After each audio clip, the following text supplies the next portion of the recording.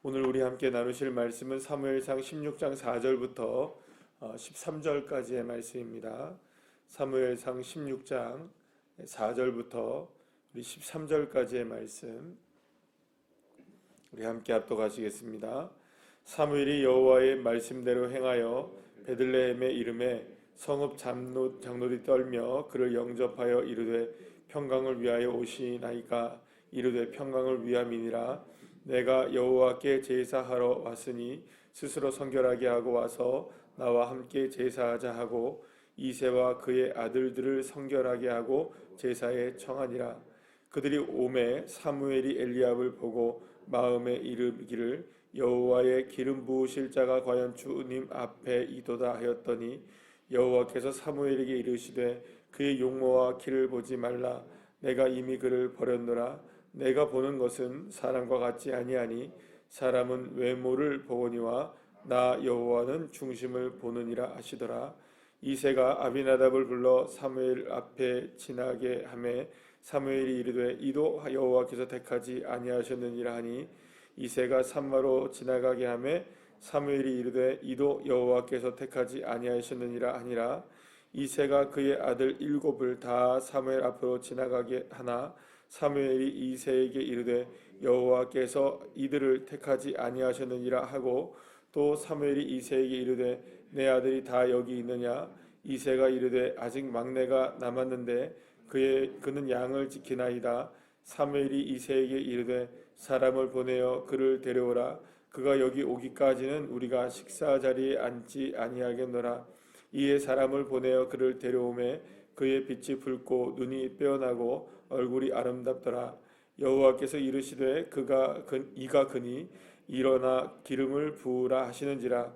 사무엘이 기름 뿔병을 가져다가 그의 형제 중에서 그에게 부었더니 이날 이후로 다윗이 여호와의 영에게 크게 감동되니라. 사무엘이 떠나서 라마로 가니라. 아멘. 할렐루야. 이제 하나님의 명령에 따라서 사무엘은 베들레헴으로 향하고 그리고 이제 그 성읍에 장로들을 만나고 그리고 장로들을 만난 이후에 이새의 가정을 만나게 됩니다. 자, 그런데 오늘 이제 본문에 보게 되면은 이스라엘 그 베들레헴의 장로들이 떨면서 그를 영접하게 되죠. 귀한 선지자가 오셨기 때문이었습니다. 왜 이렇게 이 베들레헴까지 오셨는가? 정말 알다가도 모를 일이라고 생각했던 것이겠죠. 자, 그런데 이 베들레헴, 우리가 그 베들레헴이라고 하면은 여러 가지 측면에서 굉장히 의미가 있는 곳이라고 알 수가 있죠. 첫 번째는 이 베들레헴은 누가 태어나신 곳입니까? 예수님이 오신 곳입니다. 그런데 이 예수님이 오시기 전에 그 아주 오래 전에부터 이 다윗 이전부터 예수님이 오시기 전에 준비된 한 사람이 있었죠. 바로 나오미의 고향, 엘리멜렉의 고향. 여러분들 기억하시죠? 룻기에서 이 베들레헴이 중심이 돼서 이야기가 펼쳐져 나가죠. 그리고 이 룻이 누구를 만나서 오벳을 낳습니까? 바로 보아스를 만나서 오벳을 낳게 되고 그리고 오벳이 이새를 낳게 되고 이새가 다윗을 낳게 된다는 것을 우리가 룻기를 통해서 배우게 되었죠. 그래서 이제 베들레헴이라는 곳의 지명의 뜻은 어떤 뜻을 갖고 있습니까? 떡집이라는 뜻을 갖고 있습니다. 그러니까는 뭔가 우리의 인생을 다시금 생명의 떡으로 살려내는 바로 그곳이 바로 베들레헴인 것이죠. 그러니까 그곳에서 이제 하나님께서는 새로운 역사를 세워 가십니다. 누구를 기름 부으십니까? 자, 오늘 드디어 다윗이 이제 등장하게 되어지죠. 자, 그런데 다윗이 이제 기름을 부음을 받기까지는 사실은 여러 가지의 과정들이 거쳐지게 됩니다. 그런데 오늘 이 본문에서 우리가 보게 되면 다윗이 왜 기름을 부음을 받는지에 대한 부분이 나옵니까? 안 나옵니까? 나오질 않아요. 그러니까 다윗에게 기름을 부으면서 뭐 너가 이제 왕이다 뭐 이런 얘기 하지 않죠. 전혀 그런 얘기가 없습니다. 또 이새의 아버지에게도 그렇고 그 가족들에게도 그렇고 베들레헴의 장로들에게도 그렇고 그 누구에게도 기름 부음을 받는 이 그 다윗에게조차도 네가 이제 왕이야라고 얘기합니까? 안 합니까? 그런 얘기가 전혀 나오질 않아요. 그러면 여러분들 우리는 지금 과정을 통해서는 이게 다윗이 기름을 부음을 받는 것은 이 자체가 다음 왕에 대한 부분이라는 걸 우리는 알잖아요. 그런데 아무도 지금 모르고 있다는 거예요. 그러면 여러분 생각해 봅시다. 다윗은 지금 자신이 갑자기 오늘 어떻게 된 겁니까? 밖에서 원래 자기가 하고 있던 양을 치고 있다가 누가 아버지가 오라고 해가지고 빨리 왔더니 다짜고짜 머리에 뭘 붓는 겁니까? 기름을 붓는 거예요. 그러면은 지금 뭐가 이상한 거죠. 왜냐하면 이 선지자가 말로만 듣던 사무엘 선지자가 와가지고 기름을 다짜고짜 붓고 그냥 밥 먹고 간 겁니다. 그러니까 별다른 이야기가 없었던 거죠. 그러니까 얼마나 당황스러웠겠어요. 당황스럽기는 거기에 있는 사람들 모두가 다 마찬가지로 당황스러웠을 겁니다. 왜냐하면 기름을 붓는다는 것은 세 명에게만 기름을 붓는 거죠. 첫 번째는 왕, 두 번째는 제사장, 세 번째는 선지자. 이 사람들만이 이제 기름을 붓는 거니까 왕이 될 거라고 생각했을까요? 안 했을까요? 절대 아니죠. 왜냐하면 지금 왕은 누가 있으니까. 사무엘이 있으니까. 그렇다고 여러분들 보세요. 선지자로 갑자기 기름을 부음을 받았다. 이것도 사실은 뭐 이 정도쯤은 어떻게 보면 생각을 할 수 있겠죠, 그죠? 예. 근데 제사장은 아니니까. 왜냐하면 레위 지파가 아니니까 이거는 해당이 없을 거고 분명히 뭐 선지장 정도의 기름 부으심인가라고 정도는 생각을 할 수는 있었을 거예요. 근데 왕이라고는 생각을 전혀 할 수가 없었던 상황이었을 거라고 생각합니다. 자, 어쨌든 이렇게 그냥 가버리는 거예요. 그러니까 여러분들 이게 도대체 뭔가 싶은 상황이 있을 거예요. 자, 그런데 어쨌든 간에 하나님이 기름을 부으시자마자 13절 말씀에 보면 이날 이후로 다윗이 여호와의 영이 크게 임하셔서 그가 하는 모든 삶의 모든 것들이 다 누구의 인도하심을 따라 역사가 바뀌게 됩니까? 하나님의 인도하심을 따르는 역사로 바뀌게 된다는 것을 우리가 알게 됩니다. 사랑하는 여러분, 그 무엇보다 저와 여러분에게 하나님의 기름 부으심이 풍성하게 임하시기를 간절히 소망합니다. 우리가 하나님의 성령의 은혜의 기름 부으심이 그리고 또 주님과 함께하는 기름 부으심, 그런 어떤 이 기름 부으심이라는 것은 주님의 임재를 뜻하지 않습니까? 그 주님이 우리에게 왜 임재하시는 역사가 늘 우리와 함께 계시잖아요. 그러면 그 이유는 뭘까요? 다른 것 아니죠. 여호와의 영이 크게 감동이 되셔서 주님의 영이 우리를 인도해 가시는 것이죠. 그런 저와 여러분의 인생이 되시기를 간절히 축복합니다. 자, 그런데 그러면 어떻게 해서 주님의 인도하심을 받을 수 있느냐?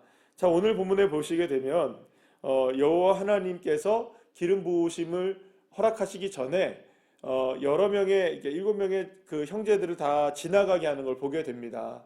자, 그런데 그때에 하나님께서는 사무엘에게 뭘 얘기하시느냐? 자, 오늘 본문 7절 말씀에 아주 유명한 말씀이 나오시죠. 나는 여호와는 뭐를 보지 않는다. 사람들은 외모를 보지만 나 여호와는 중심을 본다라고 분명하게 얘기를 하시죠. 사랑하는 여러분, 하나님은 저와 여러분의 중심을 보십니다. 자, 그러면 중심을 보신다는 말은 어떤 의미를 가지고 있을까요? 우리의 인간됨, 우리의 마음, 이걸 보실까요? 이걸 보신다는 이야기일까요? 자, 맞아. 첫 번째는 그게 맞을 겁니다. 그러면 여러분, 우리의 마음을 보신다는, 중심을 보신다는 건 어떤 의미를 가지고 있을까요? 잘 생각해 보세요. 우리 중심, 내 마음만 보신다는 의미. 그럼 내 마음을 보신다는 의미는 도대체 뭘까? 여러분, 우리의 마음을 보실 때 하나님은 우리의 마음이 얼마나 착하고 혹은 우리가 도덕적으로 또 윤리적으로 얼마나 정결한지를 보실까요? 물론 그거 보신 거예요. 그러나 여기서 보시는 것의 의미에 우리가 신학적인 의미로 우리가 한번 생각해 본다면 하나님은 우리에게 보시는 그 하나는 뭐냐면 우리 안에서 무엇을 정확하게 보실까요? 우리의 연약함을 보시겠죠. 어떤 측면입니까? 우리를 속속들이 다 들어가 보면 우리의 완벽함을 찾아내시길 원하실까요? 아니면 우리의 부족함과 연약함을 보시길 원하실까요? 잘 생각해 보시면 우리의 완벽함이라는 건 찾아낼 수 있을까요? 없을까요? 아무리 눈 씻고 찾아봐도 여러분, 저와 여러분은 온전해질 수 없습니다. 온전한 마음을 가질 수 있을까요? 우리가 온전하게 완벽하게 우리가 믿음을 갖고 살아갈 수 있을까요? 주님을 향하여서 우리가 온전하게 준비된 마음이 될 수 있을까요? 사실은 그것은 불가능한 일입니다. 아무리 봐도 저와 여러분은 나는 사실은 우리의 중심을 보게 되면 무엇밖에 볼 수 없는 걸까요? 내 안에 죄인됨이 드러나는 것이죠. 이 말은 무슨 의미를 갖고 있냐면 나는 연약하다는 것을 의미하는 것입니다. 나는 부족하고 나는 그 죄인이라는 사실을 고백한다는 사실은 나는 언제든지 나의 삶 속에서는 연약하고 부족하다는 것을 고백할 수밖에 없는 존재라는 것. 나는 한계를 지닌 존재라는 것이죠. 여러분들 그것을 주님이 보십니다. 그러면 또 한 주님이 보시는 건 뭘까요? 그렇기에 나는 누구 없으면 살 수 없다. 내 안에 주님이 계셔야만 합니다. 나는 연약하기에 주님이 내 안에 계셔서 나를 이끌어 가셔야 됩니다. 그러니까 내 안에 누가 있는 것을 보신다는 걸까요? 주님이 있는 것을 보신다는 것이죠. 사실은 무엇을 보시길 원하시느냐? 두 가지입니다. 이게 뭐 우리의 믿음, 예를 들어서 우리 믿음 가집시다. 우리가 정말로 신실한 믿음, 미신적인 믿음 말고 신실한 믿음을 가집시다라고 얘기를 하지만 그 믿음이라는 건 우리의 결단, 단순하게 우리가 결단을 내리고 우리 잘 믿어봅시다, 잘 삽시다 이런 마음만을 의미하는 것은 아닌 것이죠. 정말로 우리에게 주님이 원하시는 것은 뭐냐면 우리의 믿음조차도 누가 함께하지 않으시면 안 되는 걸까요? 주님이 우리에게, 하나님이 우리에게 역사하지 않으시면 사실 믿음도 선물이기 때문에 그래요. 믿음이 우리에게 주어지는 것이라는 것이죠. 누구를 통하여? 하나님을 통하여, 주님을 통해 주어지는 것이기 때문에 정말로 나는 연약합니다, 주님. 나는 주님 없으면 살아갈 수 없습니다. 내 중심에 주님이 계시기를 원합니다. 여러분, 이 중심을 보시는 것입니다. 그러니까 우리의 중심은 우리의 열심을 보시려고 하는 것이 아닌 것이죠. 어쩌면 사실은 우리의 열심은 무엇을 향한 열심일까요? 오직 말씀을 향해서, 오직 믿음을 향해, 오직 은혜를 향해, 오직 예수를 향해, 오직 하나님을 향해. 할렐루야. 오직 누구를 향한 것일까요? 이 모든 것들이 오직 주님을 향한 마음을 주님이 보시는 것이지 나의 열심, 나의 생각, 나의 뜻, 여러분 이거 앞세운 사람이 누구였을까요? 계속해서 끝까지 앞세우는 사람이 지금까지 우리가 본 사울이었죠. 사울은 열심은 대단했습니다. 여러분 얼마나 열심이 많습니까? 싸워서 이겨내니까요. 여러분 어떻게든지 이겨서 오늘 저녁에 밥을 먹지 말고서라도 우리가 이기자. 여러분 얼마나 대단합니까? 그런 열심이 있었단 말이에요. 그러니 여러분들이 이겨서 싸우죠. 청동기에 동으로 된 무기를 가지고 여러분들 하나님이 함께 하지 않는데도 여러분들 싸워 나가서 이기는 거 보면 대단하지 않습니까, 여러분? 이런 열심을 갖고 있었잖아요. 근데 다 누구의 열심입니까, 여러분? 나의 열심이잖아요. 열심을 했다고 하면 여러분 열심으로 치자면 사울만큼 열심히 했던 사람이 어디 있어요? 동일하게 여러분 신약 성경에 가도 갑자기 떠오릅니다만 똑같은 이름을 가진 사람이 있잖아요. 사울. 바울 되잖아요. 그죠? 자신의 열심을 가지고 살았단 말이에요. 얼마나 예수 믿는 사람들 핍박하고 찾아가서 죽이잖아요. 여러분들. 그 열심으로 살아갔던 거예요. 그런데 다메섹에서 하나님 만나는 거예요. 꼬꾸라지는 겁니다. 그 열심 아무것도 아니었다는 거죠. 나의 된 것은 다 주님의 은혜라고 고백했던 그 바울이 새롭게 변화되지 않습니까? 그러니까 결국엔 주님이 우리에게 중심을 보시는 건 뭘까요? 물론 우리의 열심을 보시겠죠. 그러나 그 열심이 무엇을 배경한 것이냐, 무엇으로부터 출발한 것이냐, 오직 여호와 하나님의 은혜, 하나님 아니시면 안 되는 것입니다. 그래서 오늘 본문에 보시게 되면 이 다윗에게 하나님께서 기름 부으셔서 그의 삶을 누가 이끌어가게 하십니까? 여호와 하나님이 이끌어가게 하시는 거죠. 그러면 이제부터 나오는 다윗의 삶은 무엇으로 중심이 된 삶이어야만 할까요? 모든 순간에 누구를 바라보는, 하나님을 바라보는 삶으로 살아가야 하는 것이죠. 그런데 실제로 그렇게 살아갑니까? 안 살아갑니까? 실제로 살아가죠. 물론 이후에 우리가 사무엘 하로 넘어가게 되면 거기에서 잘못된 점들을 우리가 발견하게 되죠. 그러나 그때에도 하나님께서 1년 만에 찾아오셔서 나단 선지자를 통해서 말씀하실 때에도 정확하게 무엇으로 돌아옵니까? 다시금 하나님으로 돌아오죠. 그러니까 여러분 우리의 중심이 무엇으로 채워져야 될까요? 여호와 하나님. 그런데 여러분 이 믿음이 저와 여러분의 믿음이 되어야 된다는 것이죠. 이게 결코 만만치 않은 일이죠. 그러나 여러분 왜 만만치 않을까요? 그만큼 우리의 자아가 늘 언제나 크기 때문에 그래요. 늘 자아가 크니까. 누구보다 큰 겁니까? 하나님보다 크고, 늘 주님의 생각보다 우리의 생각이 앞서고, 주님의 음성보다 누구의 음성이 앞서는 겁니까? 내 마음에 음성이 앞서게 되고, 그러니까 늘 언제나 내 중심은 무엇으로 가득 차 있는 겁니까? 나로 가득 차 있는 거죠. 그 싸움을 하는 겁니다. 그래서 바울이 고백했던 것처럼 오호라 나는 곤고한 사람이로다. 한쪽으로는 하나님의 성령의 법이 나를 이끌어 가려고 하고, 한쪽으로는 내 죄와 사망의 법이 나를 이끌어 가려고 하는, 그 중심에서 계속 이것이 싸우고 있는 겁니다. 이것이 무엇이 싸우는 겁니까, 여러분? 내 의가 싸우는 거죠. 내 의와 하나님의 의가 싸우고 있는 거죠. 그럴 때 여러분 처절한 그 중심의 싸움 속에서 우리가 온전하게 여호와 하나님을 바라볼 수 있는 믿음의 자리에 설 수 있도록 저와 여러분이 싸우는 것이 믿음의 싸움이겠죠. 그런데 오늘 본문에 보게 되면 사무엘 역시 이 싸움을 지금 하고 있습니까? 안 하고 있습니까? 하고 있어요. 보면 딱 보니까 여러분들 엘리압 형님을 딱 본 거예요. 여러분 오늘 본문의 6절에 보게 되면, 그리고 7절에도 보게 되면, 여러분 계속 보시면 8절 9절 보세요. 엘리압도 보고 아비나답도 보고 삼마도 보는 거예요. 다 근데 너무나 여러분들 빼어난 사람들이에요. 빼어난 사람들. 너무나 이 사무엘이 볼 때도 야, 이 사람이면 괜찮겠구나. 예, 사무엘도 그런 거예요, 여러분. 사무엘도 무엇을 지금 주장하는 겁니까? 하나님의 뜻이 아닌 내 눈으로 지금 결정하려고 하는 거죠. 내 마음으로 결정하려고 하는 거죠. 그때 하나님이 일침을 놓으시잖아요. 정확하게. 나 중심 보는 사람이야. 예, 하나님은 중심 보는, 하나님 사람이 아니죠. 그렇죠? 나는 중심을 봐.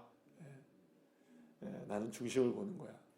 사랑하는 여러분, 하나님이 중심을 보신답니다. 저와 여러분이 얼마나 현혹될 수 있을까요? 얼마나 외적으로, 얼마나 여러분들 우리의 마음적으로, 우리의 생각으로 이렇게 갈 수 있을까요? 자, 그때 처절하게 우리는 내려놓는 싸움을 하는 겁니다. 주님, 내가 오늘도 어떤 상황 속에서 이렇게 내가 원하는 대로 가려고 하는, 내가 원하는 것을 하려고 하는 이 싸움 속에 있습니다. 그러나 여러분, 우리가 기도할 때 어떻게 기도해야 될까요? 주님, 여호와 하나님의 마음의 감동을 통해서 오늘도 살게 해주십시오. 이 믿음의 고백이 저와 여러분의 믿음의 고백이 되어야 되지 않겠습니까? 믿음의 눈이 열려지시기를 간절히 축복합니다. 하나님의 음성을 따라가시기를 소망합니다. 하나님이 원하시는 말씀의 뜻을 따라가시고, 주님의 성령의 인도하심을 따라가시고, 나의 원대로 마옵시고 아버지의 뜻대로 되기를 원합니다. 사실 이게 주님이 마지막에 겟세마네에서 기도하신 기도의 제목이라고 생각한다면, 우리가 지금도 따라가야 될 것은 누구의 음성일까요? 주님의 음성인 것입니다. 그래서 오늘 찬송가 우리 함께 찬양했죠. 주 음성 외에는 기쁨이 없도다. 사랑하는 여러분, 주님을 따라가시기를 축복합니다.